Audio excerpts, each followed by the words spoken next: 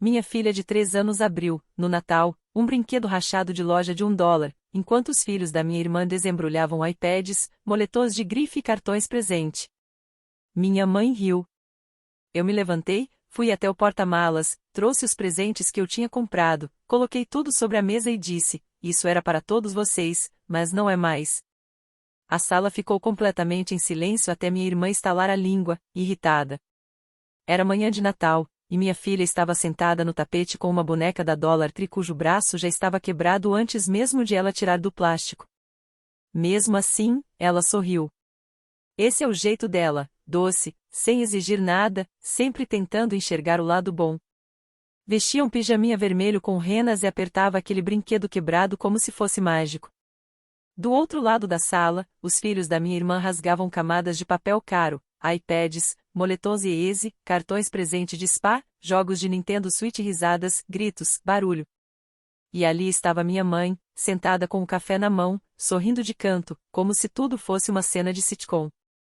Quando minha filha levantou a boneca quebrada e perguntou se talvez houvesse outro presente para ela, minha mãe não disse nada.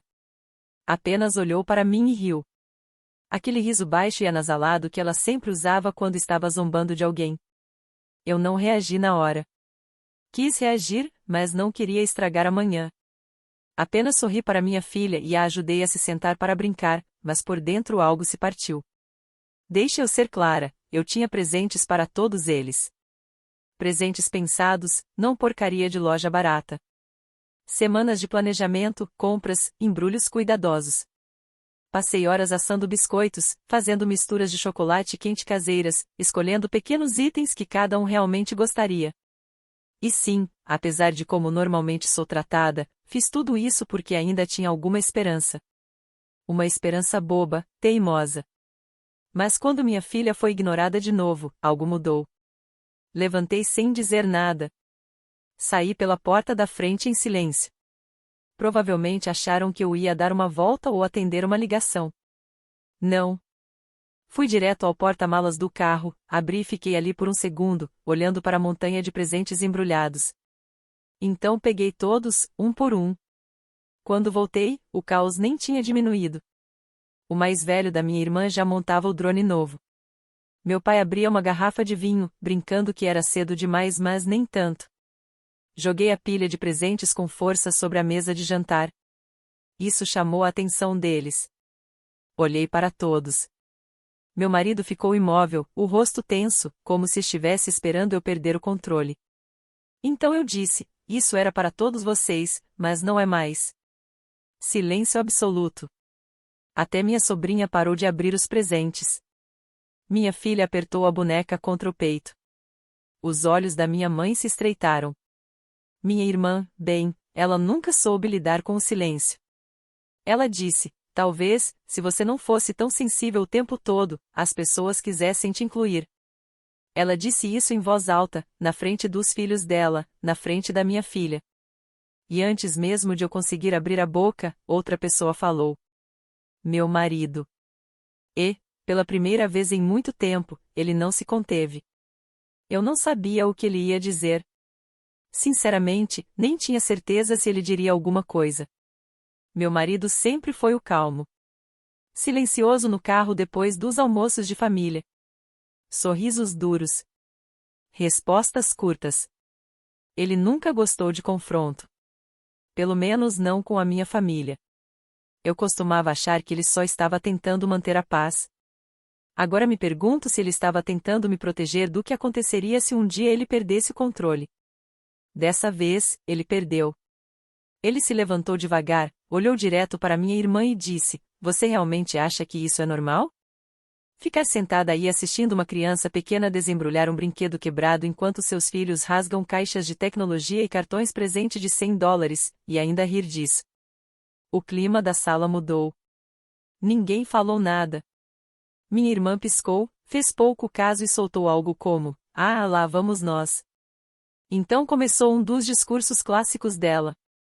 Disse que eu estava sempre procurando um motivo para me fazer de vítima, que eu tinha escolhido essa vida, como se passar dificuldade financeira fosse um defeito de caráter.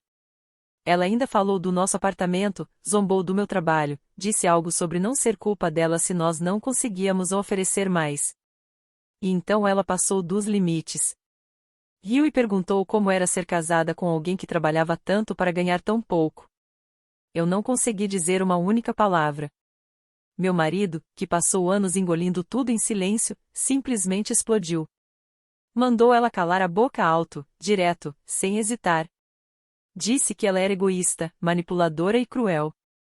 Que passou anos fingindo ser uma mãe solteira pobre enquanto, nos bastidores, sugava ele financeiramente. Ele olhou em volta da sala e disse: "Vocês todos sabem que ela vem se aproveitando de mim, né? Eu pago as contas dela, compro material escolar para os filhos dela, conserto o carro, e mesmo assim ela tem a coragem de humilhar a minha filha no Natal." O silêncio ficou pesado. Minha mãe abriu a boca para dizer alguma coisa, nem sei o que, mas ele a cortou. "E você? Você ficou sentada aí e deixou isso acontecer. Todo ano é a mesma coisa.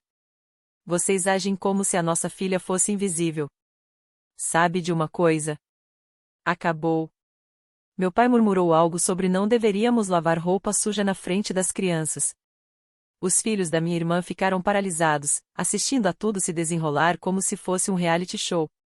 Minha filha apenas parecia confusa, ainda segurando aquela boneca rachada como se fosse algo que valesse a pena guardar. Foi então que meu marido caminhou até a mesa de jantar e começou a recolher os presentes, um por um, calmo, firme. Não havia mais gritos, apenas um cansaço definitivo. Fiquei parada por um segundo e então peguei minha filha no colo.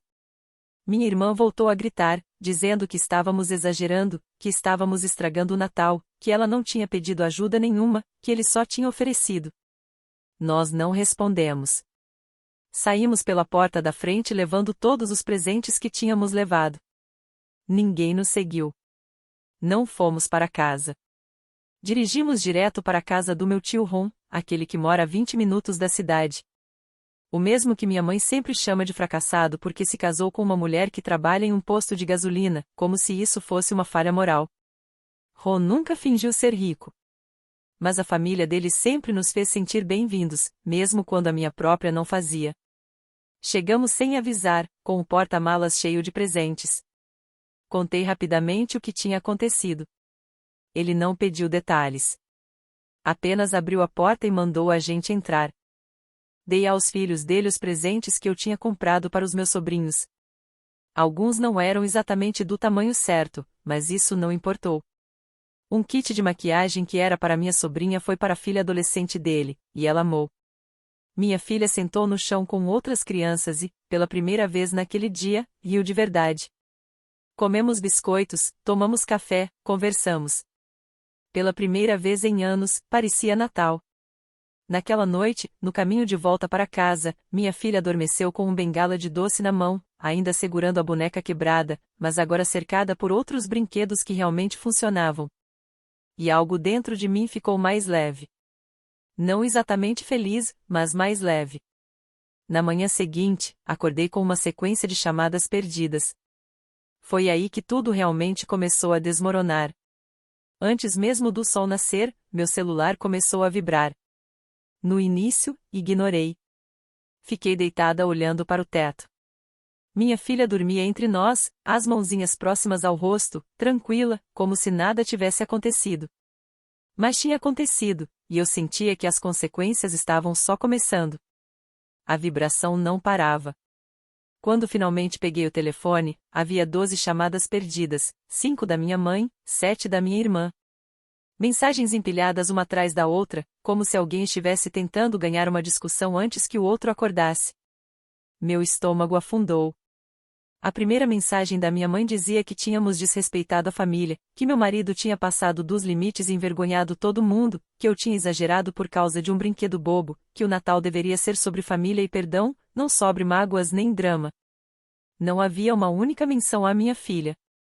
As mensagens da minha irmã eram mais longas. Mais raivosas. Ela me acusava de ser manipuladora, dizia que eu tinha virado meu marido contra ela, como se ele fosse um soldado sem mente própria que eu tivesse enviado para a guerra. Disse que eu era invejosa não só do dinheiro dela, mas da vida dela, dos filhos, do status dela dentro da família. Ela disse que eu sempre me senti excluída e que aquilo não passava de um chilique meu porque ninguém ligava para mim. E então veio a frase que me fez passar do limite: sua filha vai crescer achando que o mundo deve alguma coisa a ela, e isso é culpa sua. Entreguei o telefone ao meu marido. Eu não conseguia ler mais uma palavra. Ele nem piscou. Apenas olhou para mim e disse: é isso. Acabou. Achei que ele estivesse falando da briga, que daríamos um tempo e esperaríamos as coisas esfriarem. Mas ele queria dizer outra coisa completamente diferente. Ele queria dizer acabou de verdade. Sem mais dinheiro. Sem mais pagar aluguel. Sem mais transferências no Venmo quando o cartão dela fosse recusado. Sem mais compras só até a próxima semana. Sem mais ajuda com material escolar, conserto do carro, decoração de festa de aniversário ou taxas inesperadas. E não era pouca coisa. Ele abriu os extratos bancários e me mostrou. Estava enviando dinheiro para ela todo mês havia mais de 3 anos. Ela nunca disse obrigada. Nenhuma vez. E ele nunca me contou o quanto realmente era, porque dizia que não queria que eu sentisse que tínhamos que escolher. Mas agora, não. Ele estava escolhendo. Ele mandou uma única mensagem para ela: você está cortada. Já tirou o suficiente de mim e tratou minha família como se não fosse nada. Se vira sozinha. Em seguida, bloqueou. 10 minutos depois, minha mãe ligou. Ele atendeu no viva voz. Ela nem perguntou se estávamos bem. Começou a chorar não lágrimas de verdade, mas aquele choro de culpa. Disse que aquilo estava destruindo a família. Que minha irmã era uma mãe solo fazendo o melhor que podia. Que o surto do meu marido tinha causado um dano irreparável. Ele esperou ela terminar. Então disse: engraçado, você não achou que era prejudicial quando sua neta abriu um brinquedo quebrado enquanto todo mundo abria iPads? Silêncio. Ele continuou: há anos você arruma desculpas para ela, para o comportamento dela, a atitude dela, o egoísmo dela. Você deixou ela insultar minha esposa na frente de todo mundo e ainda riu como se fosse piada. Chega de fingir. Se você quiser ter um relacionamento com a gente, isso vai ter que ser diferente. E desligou. Fiquei um tempo sem dizer nada. Só olhei para ele, tentando entender quem era aquele homem. Essa versão calma, focada, protetora do homem com quem me casei. Naquele momento, me senti mais vista do que em 5 anos inteiros. O resto do dia foi silencioso. Minha filha coloria na mesa da cozinha enquanto arrumávamos a bagunça do dia anterior. A casa parecia mais leve, como se algo tóxico tivesse sido sugado para fora. Mas eu conhecia minha irmã. Ela não ia aceitar isso em silêncio e não aceitou. Na quinta-feira, as mensagens de parentes em comum começaram a chegar. Pelo visto, minha irmã andava ligando para as pessoas, dizendo que estava sendo cortada financeiramente porque ousou dizer o que pensava, se pintando como vítima, dizendo que meu marido era emocionalmente instável e que eu estava tentando destruir a família. Mas ela cometeu um grande erro. Esqueceu de quantas pessoas devia dinheiro. Porque, assim que se espalhou a notícia de que ela vinha vivendo às custas do meu marido havia 3 anos, começaram a surgir conversas muito interessantes. Conversas que ela não conseguia controlar. E, pela primeira vez em muito tempo, ela não tinha todas as cartas na mão. Na noite de quinta-feira, parecia que alguém finalmente tinha acendido a luz em um quarto que esteve escuro por anos. Meu celular começou a vibrar, não com mensagens furiosas como eu esperava, mas com mensagens confusas. Primos, uma tia com quem eu mal falava, até alguém que eu não via desde o meu casamento.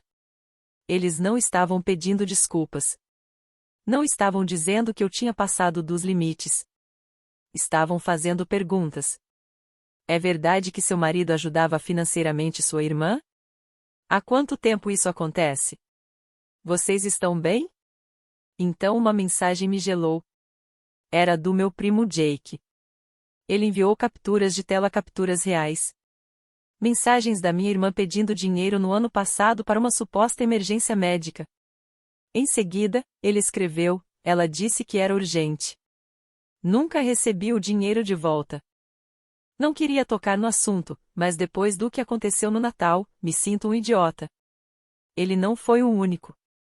Ao longo do dia seguinte, mais pessoas admitiram em silêncio que também tinham ajudado: dinheiro para aluguel, contas de luz, material escolar. Nenhum deles sabia do outro. Ela tinha jogado com todos separadamente, sempre com uma crise, sempre com uma história.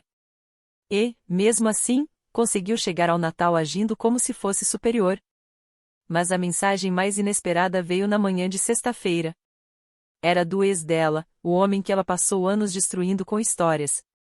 Segundo ela, ele era inútil, ausente, um pai irresponsável que não ligava para os filhos. Eu tinha ouvido isso tantas vezes que parei de questionar. Ele me escreveu dizendo que não queria drama. Disse que tinha ficado em silêncio por anos pelo bem das crianças.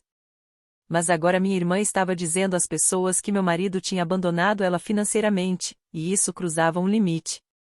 Então ele enviou provas, comprovantes de pensão alimentícia pagos regularmente pelo Estado.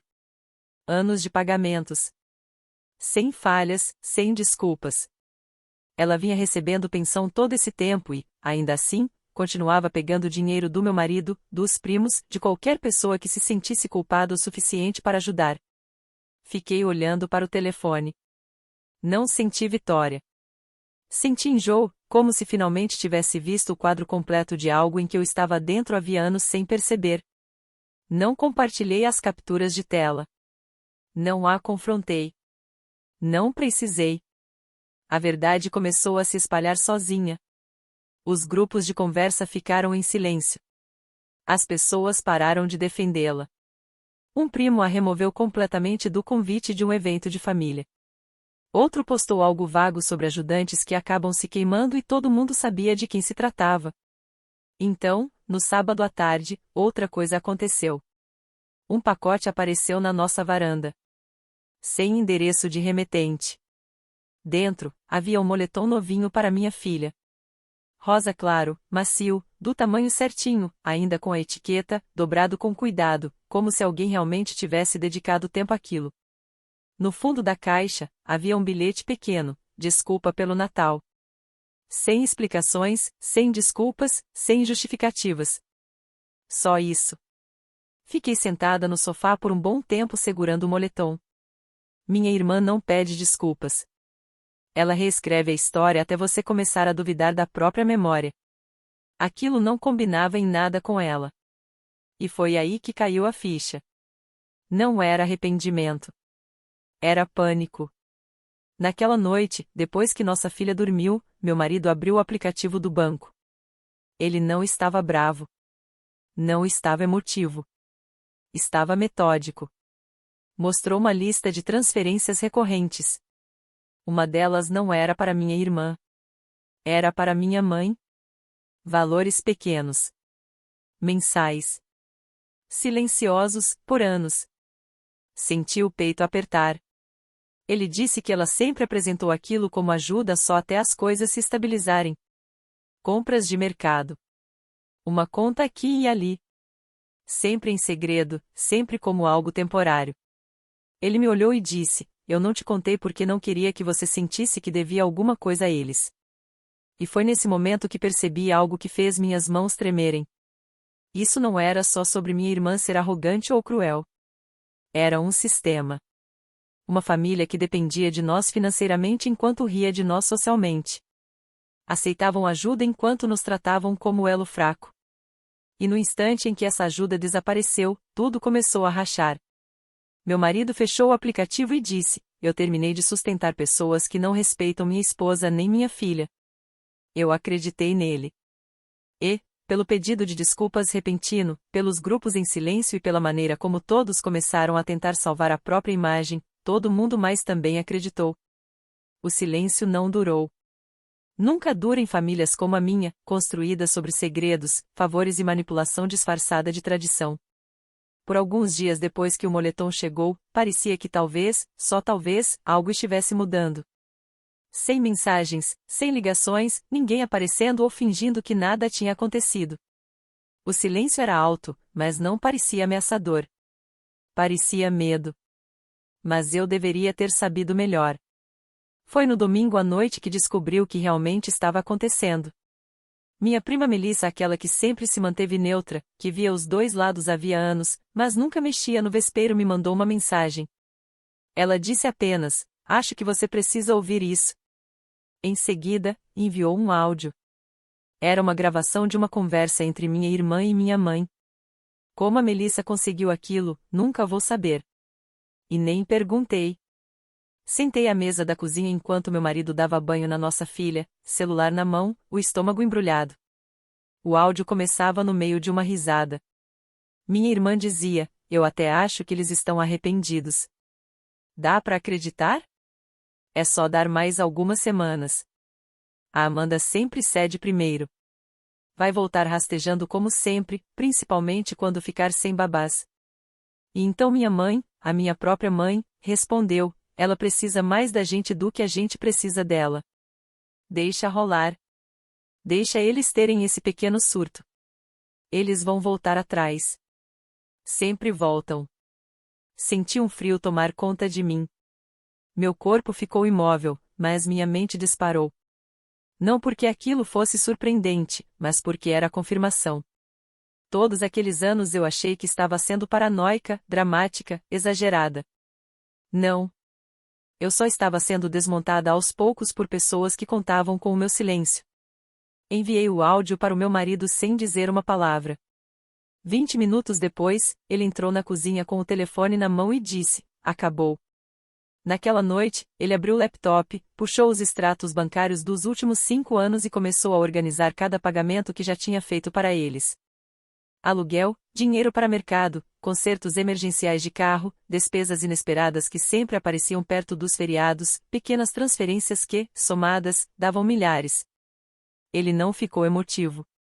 Não desabafou. Apenas montou uma lista. Depois escreveu um e-mail curto. Anexou a lista e escreveu: "Em anexo está o registro do apoio financeiro que fornecemos nos últimos anos. Considerem isso final.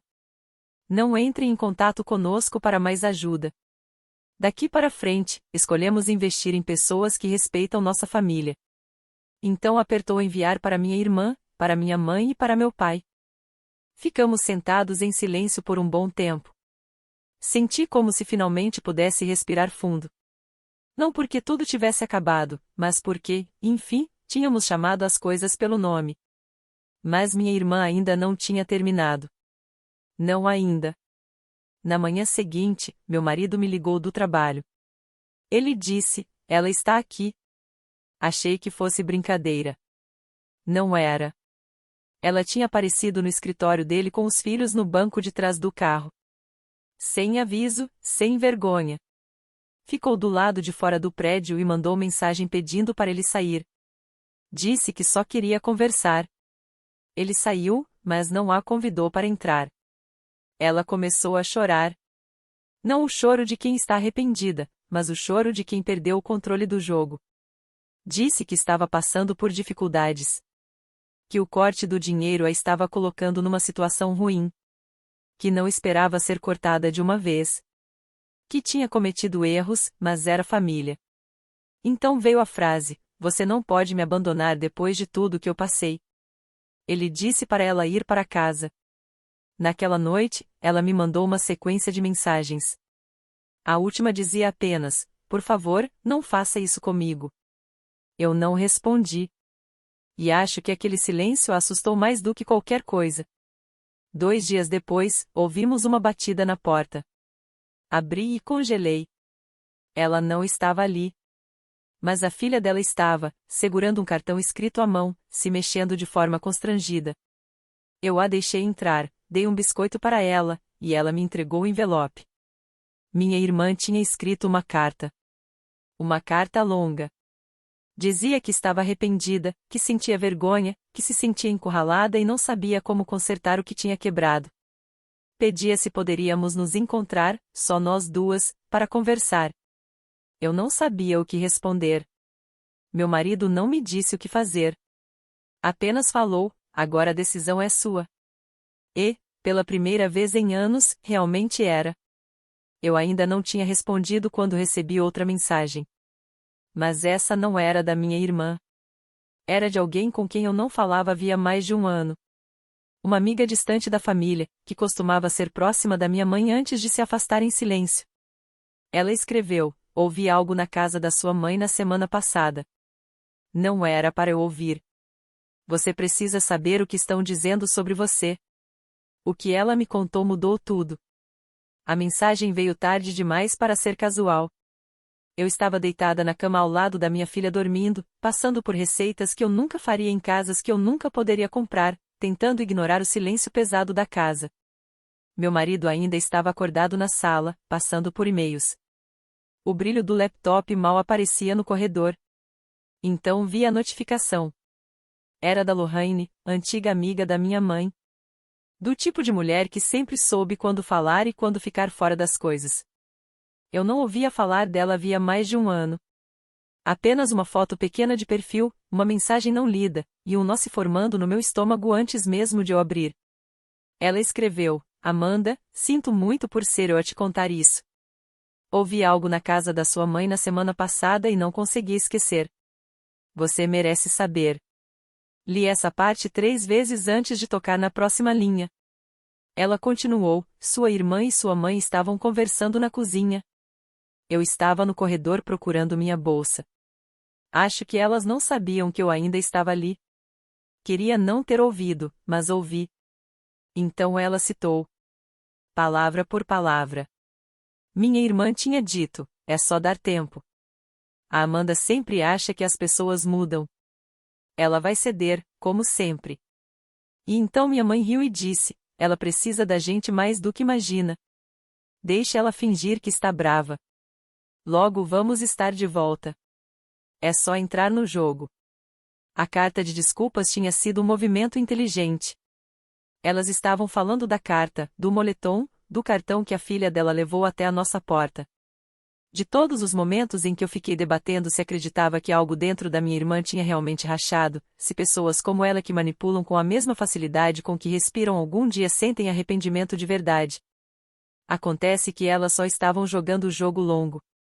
Lorraine disse que não queria mexer no vespeiro, que tinha guardado aquilo por uma semana, esperando que a sensação passasse. Mas quando ela viu minha filha, alguns dias antes, em uma festa de aniversário, girando com um vestido brilhante e o rosto pintado, algo dentro dela mudou. Ela disse que parecia errado ver uma criança tão inocente ser envolvida em algo tão calculado. Essa foi a palavra que ela usou: jogo. E ela estava certa. Era exatamente isso que sempre tinha sido. Um jogo que eu não deveria ganhar. Um jogo que eu nem deveria enxergar com clareza. Eu não